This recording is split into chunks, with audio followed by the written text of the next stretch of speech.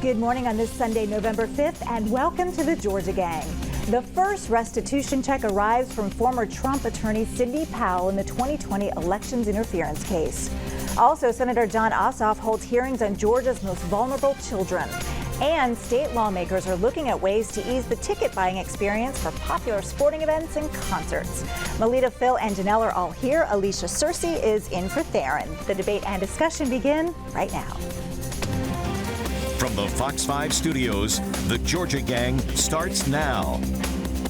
This week, state leaders touted Georgia's election integrity and announced they've received the first restitution check from former Trump attorney Sidney Powell. We received our first restitution check from Sidney Powell. It's a small down payment on which we owe to the voters and the people of Georgia. Secretary of State COO Gabe Sterling flashed the first restitution check former Trump attorney Sidney Powell has paid to the state, just weeks after she pleaded guilty in the 2020 Georgia election interference case. Sterling called Powell's guilty plea a vindication for elections workers whose lives were turned upside down because Powell and others spread false claims of voter fraud. With elections now underway in 122 Georgia counties, Sterling said the Secretary of State's office continues to work to ensure election integrity. This office and this legislature and this governor are investing and doing every single day the necessary work to keep our elections secure. On Wednesday, the Georgia Department of Homeland Security and Georgia Emergency Management Agency performed a final inspection of every location that holds the state's physical voting equipment.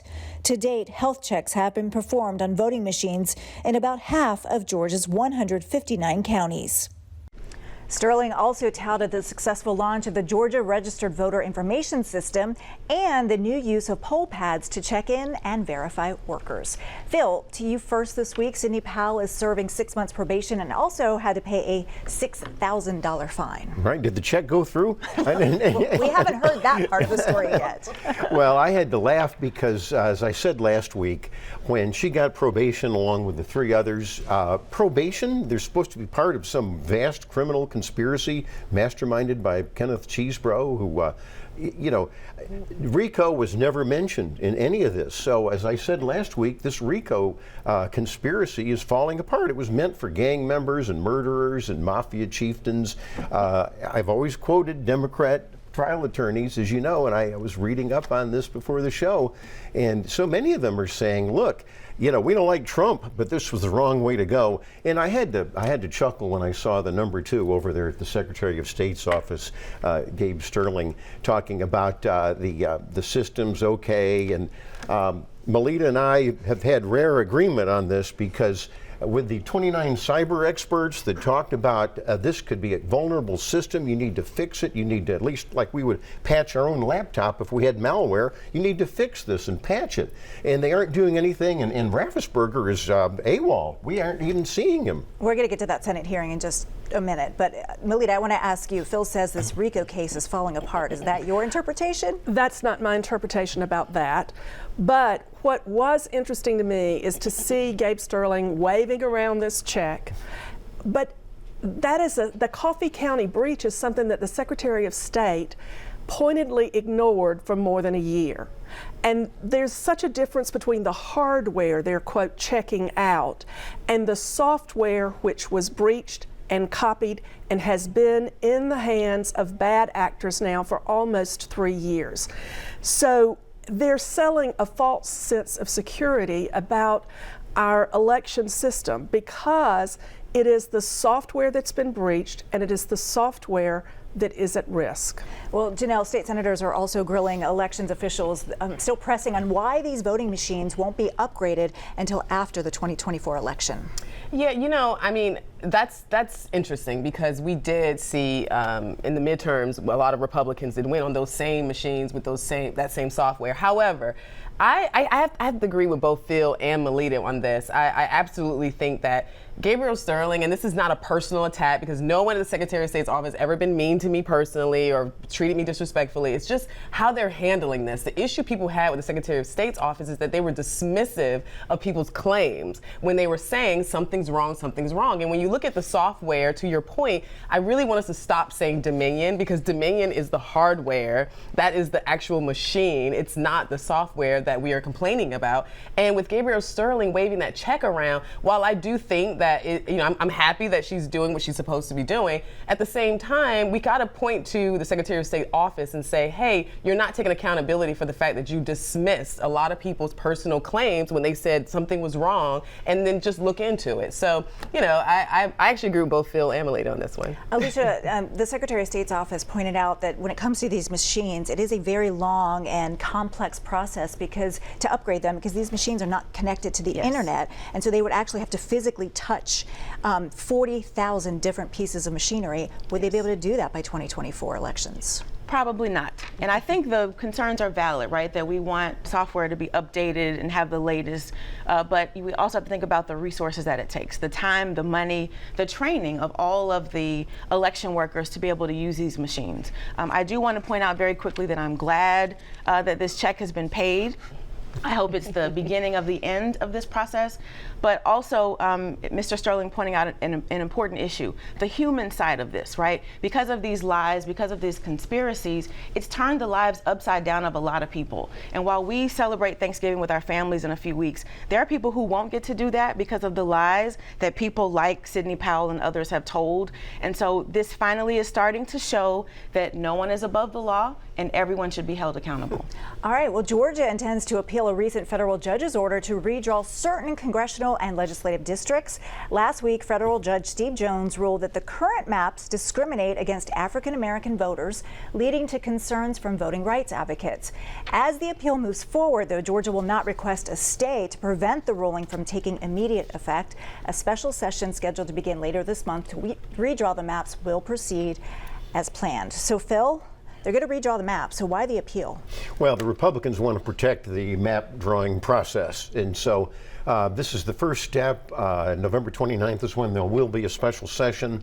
For our viewers, there's 9 Republican members of the House of Representatives, and you've got 5 as the Democrats. So what the Republicans want to do is preserve that 9-to-5 ratio.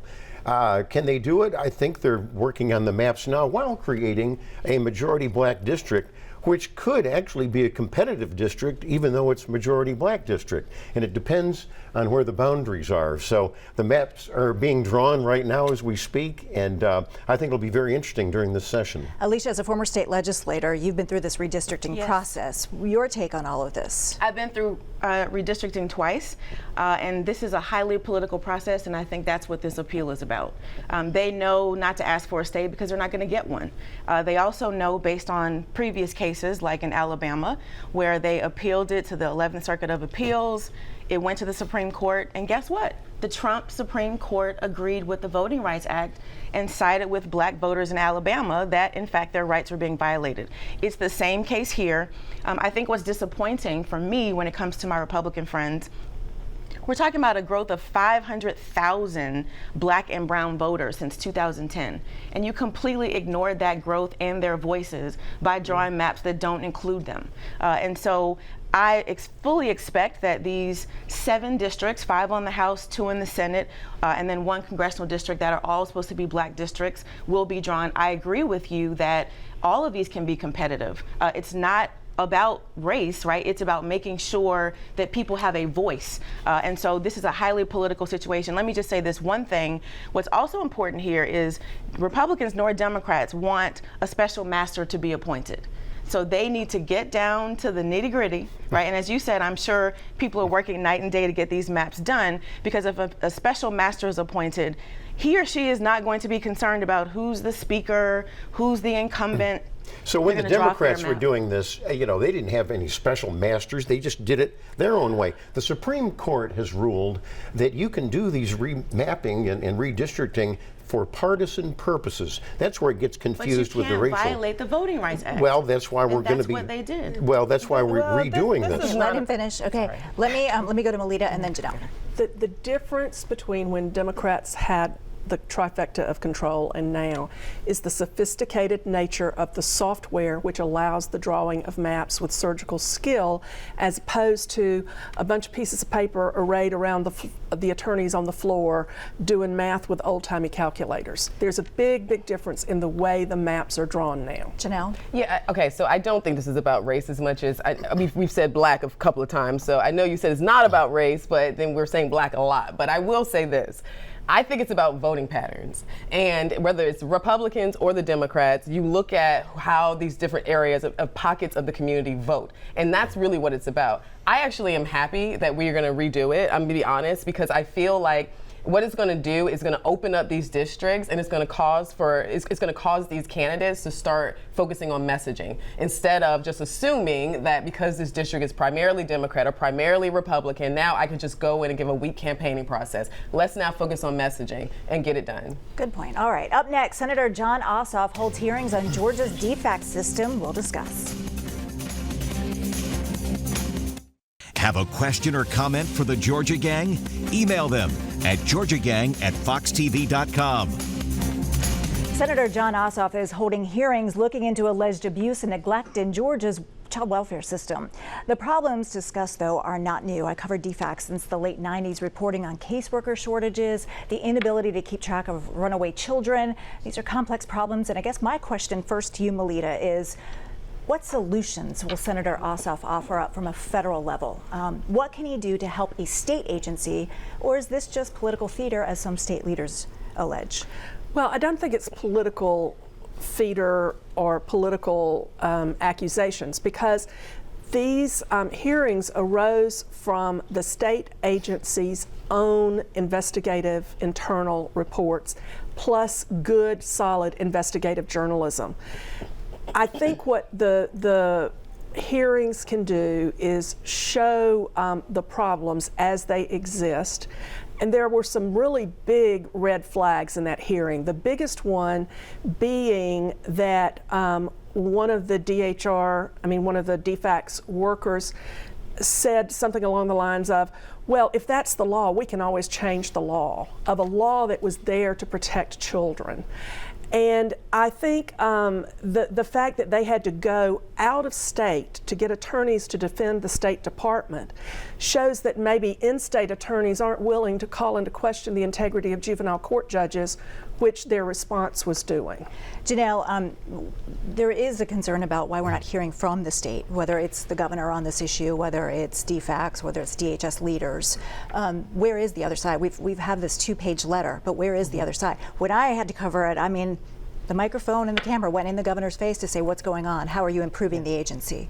Well, I mean, Commissioner Brose has spoken out and said, and it's been stated in the AJC, but I want to say something. This is absolutely political, and the reason why I say that is because, for one, the subcommittee that is researching or investigating this is the subcommittee that Senator Ossoff chairs, the Subcommittee on Human Rights and the Law. That's a subcommittee that never really focuses in on this issue, which is already a bit odd. The memo that you're referring to, where they said that there was some type of findings, that there was something going wrong, it was a leaked memo that had inaccuracies because there weren't any final findings in it. So if he wants to use that, then he can. That being said, this is also being stated as a bipartisan investigation into the treatment of foster care children in the United States. However, Jon Ossoff and his team is in the committee is focusing on one state, which is Georgia, and it's focusing on issues like hoteling.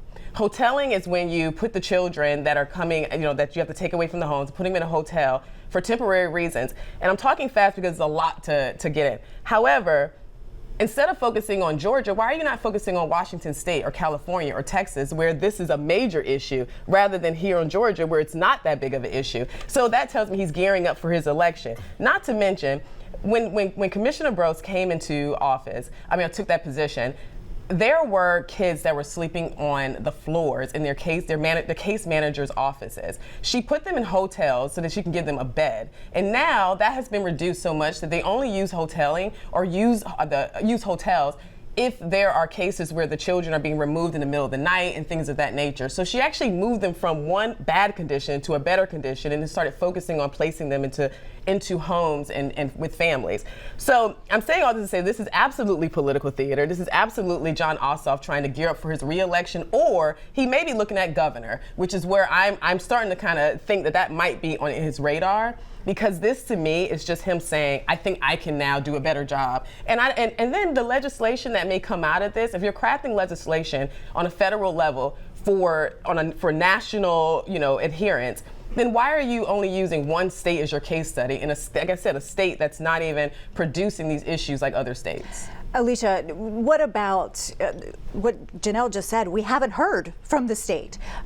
There is some really good work. I know firsthand, there's really good work going on at DFACS. Yeah. Restoration Rome, if anybody wants to look it up, it's a public-private partnership that has really honed in on the foster care problem up there. They're solving issues, they're solving problems because the community came together. I wish we could have a Restoration Rome in every community. But what about this? Is this political theater, and what solutions are going to come out of this? If it's political theater, I would say it's happening on both sides. I think Melita makes a great point. Why do you have to hire lawyers from Washington, D.C. to respond to hearings?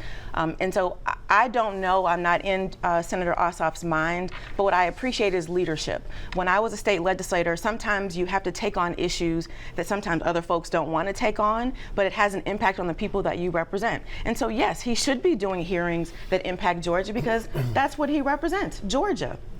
And so I believe that this is a complex issue. I used to want to be a social worker. I did my first internship with DFACS in college, and after that internship, I said absolutely not, because this department is difficult, it's complex, it requires a lot of multi-agency collaboration.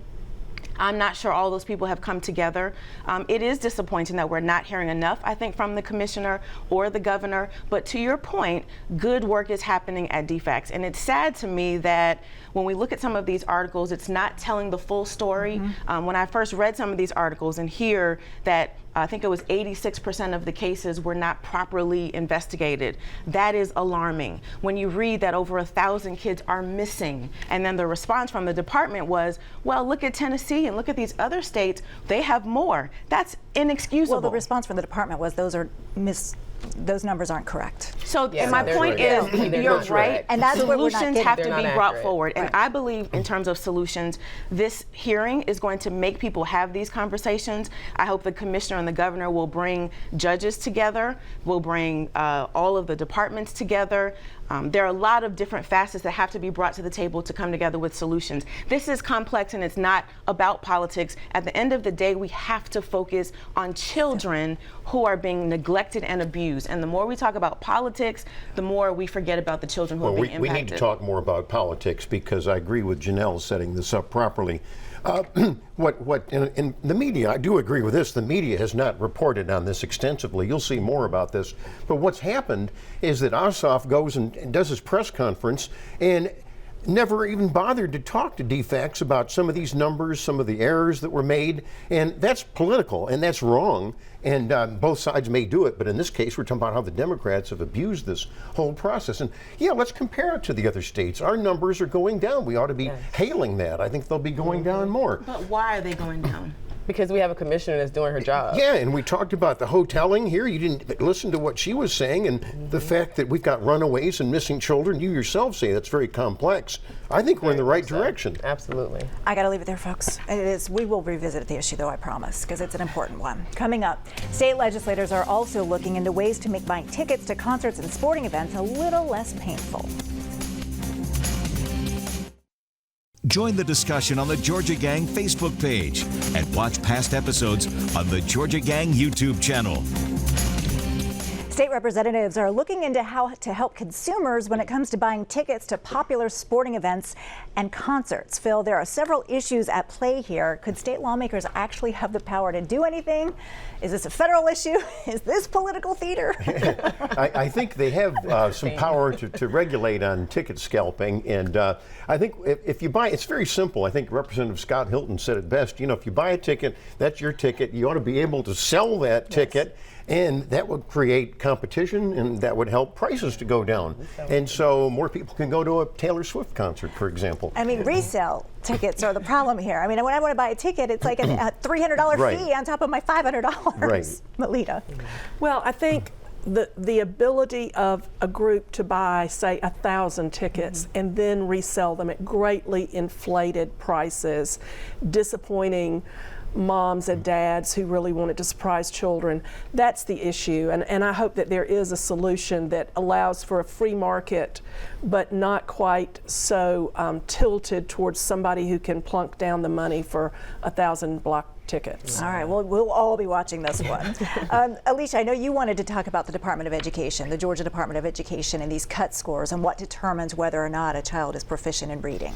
Yes, thank you, Lori. So this week, the State Board of Education made a decision about essentially how we determine whether or not a third grader in Georgia can read. And so if you know about NAEP scores, that's the national assessment that states take across the country. In Georgia in particular, less than 30% of our fourth graders read proficiently. Let me say that again. Less than 30% of our fourth graders read proficiently. That's a national score. So now our State Department of Education has decided that they want to lower the cut score in Georgia to essentially say that more third graders can read than actually can. And so I want to give kudos to the Governor's Office of Student Achievement, who said, no, we ought to have higher scores and tell teachers and parents and students the truth about whether or not their kids can read. And so here's the connection, right? We're talking about jails, we're talking about the foster care system. All of these things are connected, because if kids can't read, you won't graduate from high school, and if you do, which is another issue, we're all celebrating these high graduation scores, but you also need to pay attention to, again, the Department of Education reducing the requirements for high school graduation, which is why those numbers went up. All of these things are connected, and when we make sure that children are educated at high levels and can actually read when they leave third grade, then we know we'll have successful outcomes. Janelle, is it your interpretation that the state is maybe taking a shortcut here? You know, I don't know if I would say it's taking a shortcut, but I will say that I do agree that we've got to focus on this. It's sad that when you hear those numbers, I didn't know that, and I'm just completely appalled by that.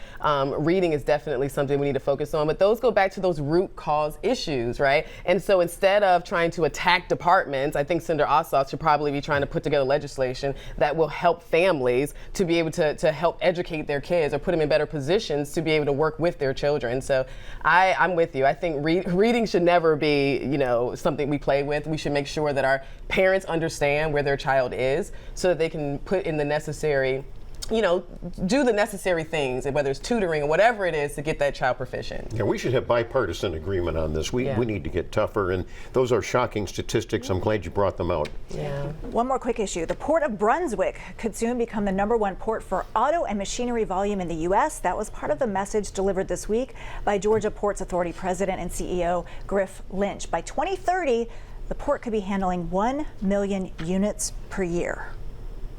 I know we're accused of not talking about the rest of the state, so here's a really good story about Brunswick. Melita. Well, and I think it's also interesting that they're separating out and making Brunswick the hub for automobiles and Savannah the hub for containers. By specializing the two ports, they're making them both more efficient. Great. All right. Nice job, everyone. Coming up, winners and losers. Stay tuned. Time now for the week's winners and losers. Okay, I'm going to go first real quick. My winner is former UGA and NFL great, Champ Bailey. He's a huge fan of the show. He watches it every single week, and he's got a mighty talented son named Braden. He plays for my son's Holy Innocents middle school football team. They won the regional championship for the first time ever. So a big shout out to all the coaches and all the players for a successful season. Melita, over to you. Well, he's not here today, but our fellow panelist, Theron Johnson, and his family dressed as firemen for Halloween. And I thought it was a sweet, wholesome salute to our first responders. And kudos to his wife, China, for the idea and the his and her chief hats. I also want to pass along congratulations to Representative Mary Margaret Oliver for her well-deserved Charles Weltner Award from the First Amendment Foundation. Great. Janelle. Okay, so shout out to Pebblebrook High School. That is my husband's alma mater. He graduated in 1992. And so we hung out with the 30-year graduates there. And so shout out to Adonis Morgan, aka G, who watches the show. And then I want to promote, we have a town hall coming up on November 8th at Park Bench at the Battery at 6 p.m. We're also bringing in presidential candidate Governor Asa Hutchinson. And I'm working with the Atlanta Young Republicans because our young people feel like the adults are fighting on the Republican side and the Democrat side, and they feel like the child in the middle. So they want to actually talk to a presidential candidate. They don't care where he is in the poll. They just have questions. And so we're bringing them in. So please come out to our event on November 8th. All right, Alicia. My winner this week is Keith Lee. If you have not heard that name, I didn't know it either until last weekend. Me either. When he came to Atlanta. Now I don't feel so out of touch. Yes. Who is this guy? I had no clue who he was, but now I I'm know. one of his 10 million followers. Me too. But he came to Atlanta last week to review restaurants, and he exposed some things that a lot of us restaurant goers have been wanting to say. Yep. Stop all these crazy rules. Stop making us pay a 20% gratuity, and we have no idea how the service is actually going to be. We don't all want to smoke hookah, all of those things. So thank you, Mr. Lee, for coming and making some changes into the restaurants. Listen, we want things to change. All right, Bill. That was a good one. That was a good one. We lost a giant in Georgia journalism, Jim Wooten. He passed Yes. away at age 78. He was editorial page editor of the old Atlanta Journal, and a good conservative, by the way, but he was also a great investigative reporter. And I would say that Paul Howard, the former Fulton County DA, got clapped into a jail cell over in Columbia County the other day. Oh, how the mighty have fallen. He offended the Superior Court judge. He was too aggressive. He was too dominant. And oh, how the mighty have fallen, Lori. All right, we'll leave it there, folks. Make it a great week. See you next week.